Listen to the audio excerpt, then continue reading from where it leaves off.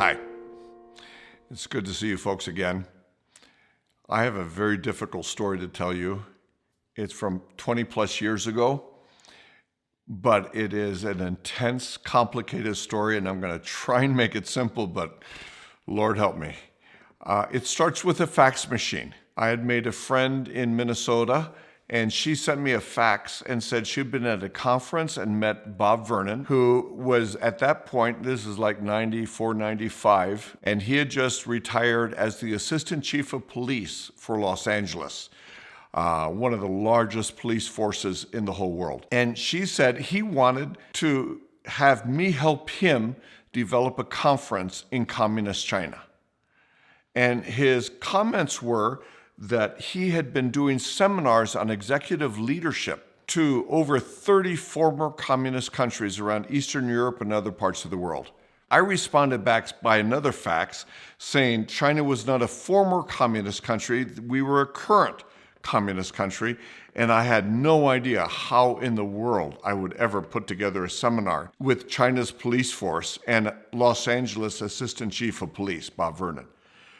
So I started praying. I told her, all I can do is pray. I don't know what else to do. I can pray. I have no idea how I'm going to make this work. And as time went on, God opened the doors in a very bizarre way. I had been working on hotel development for our province of Shanxi. We had not a single international hotel. So that meant all the business people that wanted to come and do business in Shanxi, they couldn't fly a Boeing plane. They couldn't stay in a hotel that was internationally recognized. And so I decided I couldn't do much with Boeing, but I could try and bring hotels to Taiyuan, to Shanxi province. And so I was connecting with all the big hotel chains.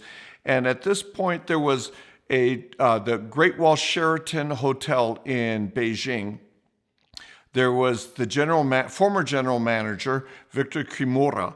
He was also the director of the Far Eastern Sheraton Development Company. I forget exactly how the name was laid out. But Victor Kimura and I were having a supper together, and we were talking, and he heard about our work in Evergreen and all the social work we were doing, the orphanage, the medical, the educational, the different stuff. And he goes, you need to meet this friend of mine who's been here almost as long as I have. His name is Eric Lee. And I go, okay, I'll have to tell you, just as another rabbit trail, meeting people in China is what we do. I had met so many people, my head was in a fog over all the people I'd met. And I'm thinking, I don't want to meet another person. Well, Victor Kimura set up the meeting and I met with Eric Lee. Turns out he was a big weightlifter, muscle man, and he had done weightlifting with Arnold Schwarzenegger in the same gym in California for years. And now he was trading steel in China. He found out I lived in Taiyuan. He was so excited. He said, Finn, you could be my agent in Shanxi because Shanxi has the third largest steel mill in all of China, 250,000 employees. You could be my man there. And I'm going, Eric, I don't know anything about steel. I don't know anything about trading. I'm not a businessman. Don't count on anything. Well, I was telling the truth. The next few weeks or months, I didn't get him a single contract. I got a lot of information, but there were all kinds of issues in the steel business. And if you were not a mafia scumbag, hard-dealing trader, there was no way you're going to make a deal with those guys at the steel mill. They were some crew. So I'm talking to him one day on the phone, and I said, Eric, this isn't working. I'm not going to be a steel trader for you. I can't deal with that crowd. I can't work with that community. And he goes, no, I got a guy that's going to help you. I said, no, Eric, I don't need someone to help me. I don't want to do this business. He goes, no, I have a guy that's going to help you. I said, Eric, don't do it. He goes, no, he's outside your door. He's right now at your front door. Now, this is before cell phones. I hadn't had my first cell phone at that point. And I hear a knock on the door, and it's Eric's friend, a Chinese guy named He Gang. And He Gang turned out to be, he's still a good friend of mine. Hugang turned out to be awesome. He was wonderful. He wasn't a good steel trader. He wasn't a good businessman in that sense, but he was a wonderful man. And he and I became good friends. And so Hugang and I started doing a lot of stuff together. We tried the steel trade. We tried to help Eric. We just weren't able to make it work. There were a lot of things going on in the industry that were negative, and a lot of corruption, a lot of bad stuff. And we were just too nice. We just didn't do, we weren't good steel traders. So Hugang sees me one day and goes, "You just look like everything's going wrong. What's happening, Finn? How can I help you?" And I said, Hugang's not a believer at this time. And I said, "Hugang, I am supposed to be helping this assistant chief of police of Los Angeles meet with the Chinese police officers and run a training program. But I don't have any connections. I don't know that group of people." And I said, "All I can do is pray." And he said, "Finn, well, let me help you." I said, "Well, these are Christian people. You're not a Christian. Why would you do that?" He goes, "Well, let me just help you." And so Hugang starts telling me about his friend from his military days, who is now a top leader in the military police based in Beijing. And he said, "Why don't you call him and see what this Colonel Chin can do?" And I said, "Okay." At this point, my work in China was you swing at everything. The baseball analogy of, step up to the plate and you swing at every pitch that has possibilities.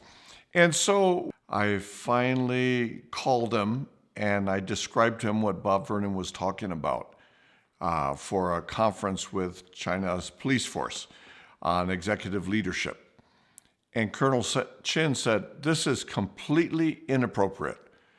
We are the military police. We will not deal with American city police."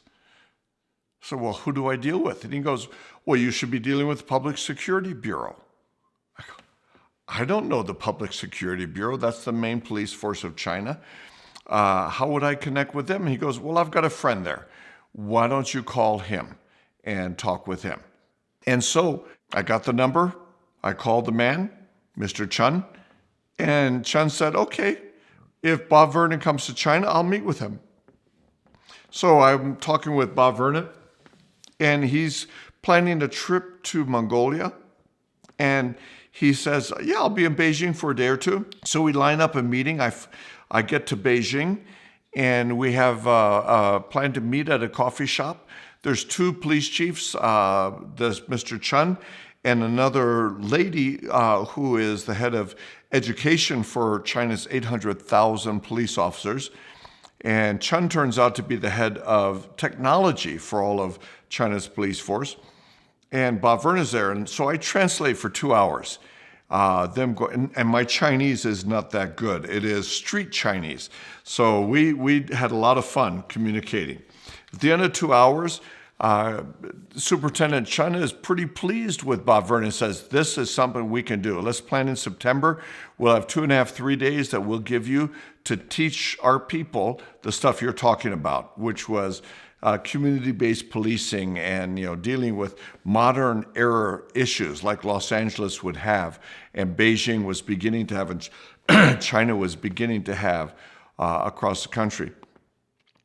Then Mr. Superintendent Chun looks at me and says, "So who are you really?" And I go, I'm just a little country boy." And he goes, No.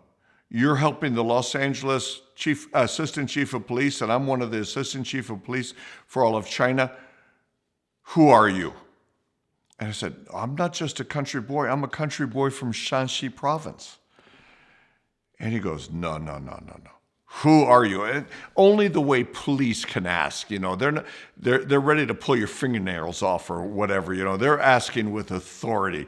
He goes, "Who are you?" And I said, "I'm not just a country boy from Shanxi province," which is where, our work was. "I'm from the small village of Hechu." He looked at me and he said, "I am from Hechu.